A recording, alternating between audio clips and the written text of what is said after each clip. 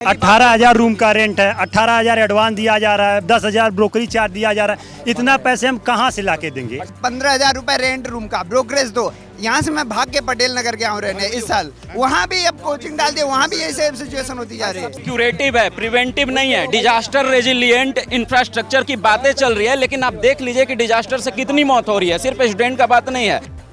रात के 9:30 बज रहे हैं। 30 जुलाई की तारीख है। इस वक्त हम ओल्ड राजेंद्र नगर में है, ठीक उस जगह पर खड़े हैं जहां पर राउज जो IAS इंस्टीट्यूट है उसके बेसमेंट में लाइब्रेरी में पानी भरा था। 3 स्टूडेंट्स की मौत हो गई और अब 4 दिन बाद यानी 30 जुलाई को भी स्टूडेंट्स, जो लोग आंदोलन कर रहे हैं, जो लोग प्रदर्शन कर रहे हैं, जो प्रोटेस्ट कर रहे हैं, वो लगातार यहाँ पर डटे हुए हैं, टिके हुए हैं और अपनी बात रख रहे हैं। इनकी क्या डिमांड्स है वो सुनेंगे।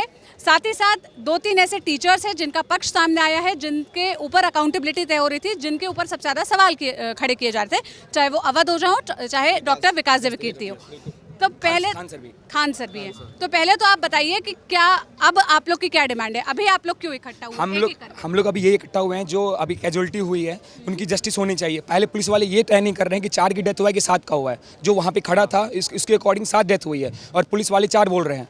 और जो हमारी डिमांड है कि पानी नहीं लगना चाहिए, बेसमेंट में लाइब्रेरी नहीं खोलना चाहिए, पुलिस वाले अभी भी यही बोल रहे हैं कि बेटा 10 दिन का गेम है, 10 दिन के बाद वही बेसमेंट में लाइब्रेरी चलेगी और वही काम होगी जो होना था। और सारे बीट कांस्टेबल और कांस्टेबल सब मिले हुए हैं यहाँ पे, नक्सेस चल रही हैं उनके कोचिंग वालों के साथ, लैंडलॉर्ड के साथ। और जितने भी लैंडलॉर्ड्स हैं, ब्रोकर हैं, वो पैसा कमा रहे हैं और वो एक्सप्लॉइटेशन का काम हमें कर ही रहे हैं। खाने से एक्सप्लॉइट कर रहे हैं, रूम रेंट में एक्सप्लॉइट कर रहे हैं, रहने में एक्सप्लॉइट कर रहे हैं, मेडिसिन में भी एक्सप्लॉइट कर रहे हैं। क्योंकि हॉस्पिटल जाते हो तो वो जल्दी हमें मेडिसिन देते नहीं है, डॉक्टर का पर्चा लिखा के और फिर जाके वो मिलेंगे। तो ये सब इशू को आप हाईलाइट करना चाहिए। और कुछ लैंडलॉर्ड जो हैं सिंपैथी गेन करने के लिए है और फिर लास्ट में यही बोलेंगे कि आप हॉस्पिटल जाने में हमें दिक्कत हो रही है, हमें वहाँ जाने में दिक्कत हो रही है, हमारी बेटियाँ सुरक्षित नहीं है, लड़के लोग परेशान कर रहे हैं। ऐसे एलिगेशन हमें लगाएंगे।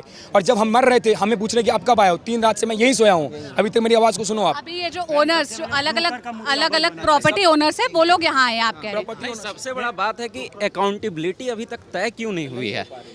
4 दिन हो गया ना, ये पहला कैजुअलिटी है और ना, मुझे लगता है ना ये आखिरी होगा अगर ऐसे ही चलता रहा।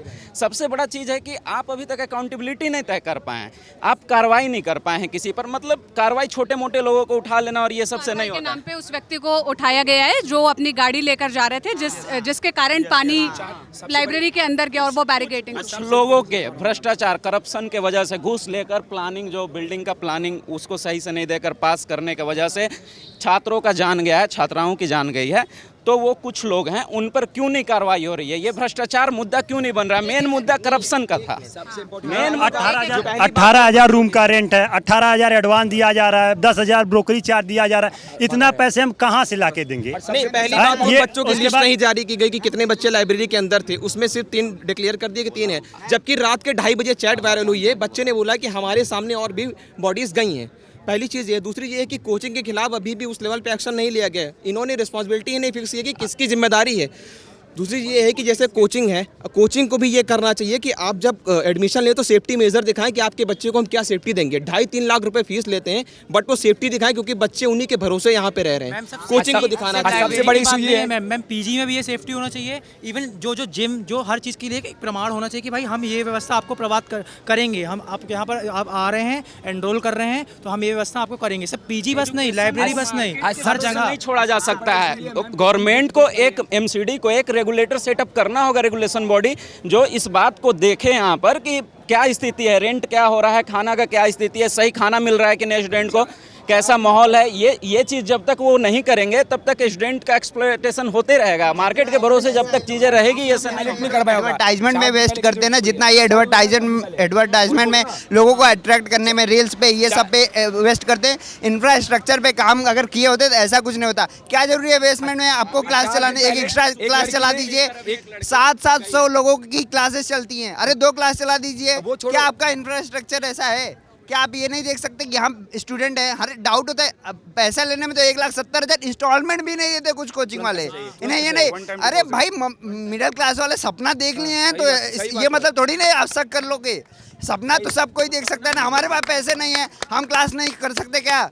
हम क्लास यहाँ ऐसी कोचिंग, बड़ी बड़ी बिल्डिंग, ये 2-2 कोचिंग ऐसी हैं, 3-3, 4-4 बिल्डिंग तैयार कर दे रही हैं और मोनोपोली है ना इनकी। और किसी और पटेल नगर में जो इंसिडेंट हुआ है, और मैम पता है यहाँ पे मैं ORN में रहता था, ब्रोकरेज 15,000 रुपए रेंट रूम का, ब्रोकरेज दो। यहाँ से मैं भाग के पटेल नगर गया हूँ रहने इस साल, वहाँ भी अब कोचिंग डाल दिया, वहाँ भी यही सेम सिचुएशन होती जा रही है।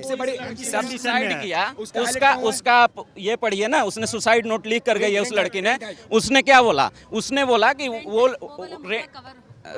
रेंट हाइक के लिए उसने ये बोला कि उसके यहाँ खाना बनाने किचन में आती थी, उसके लिए उनको 3,000 रुपए एक्स्ट्रा चाहिए। मेन समस्या हमारी ये है कि हमारे यहाँ पे कोई आवाज़ ही नहीं है। अगर ये घटना इतनी बड़ी ना, अगर घटना इतनी बड़ी नहीं हुई होती तो यहाँ पे इतनी मीडिया नहीं आती, कुछ भी नहीं आती। अभी पिछले दिनों नीलेश राय का वहाँ पे इलेक्ट्रिसिटी से वो डेथ हो गया, लेकिन कोई नहीं, टाटा की ओर से रिस्पांस आया कि आप खुद बचाव करिए।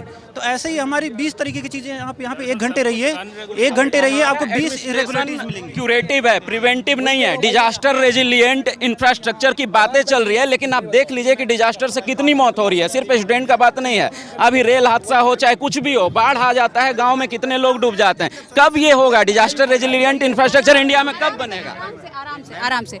ये कुछ स्टूडेंट्स हैं जो यहाँ इकट्ठा हुए हैं, जहाँ पर कोचिंग इंस्टीट्यूट है उसके बाहर बैरिकेडिंग लगा दी गई है, और इनका पक्ष है, इनका कहना है कि यहाँ पर अकाउंटेबिलिटी फिक्स होनी चाहिए, जितने सर्वाइवर्स हैं उनका डेटा बाहर आना चाहिए, और ये जो सारी समस्याएं हैं इसका एक परमानेंट सोल्यूशन निकलना चाहिए।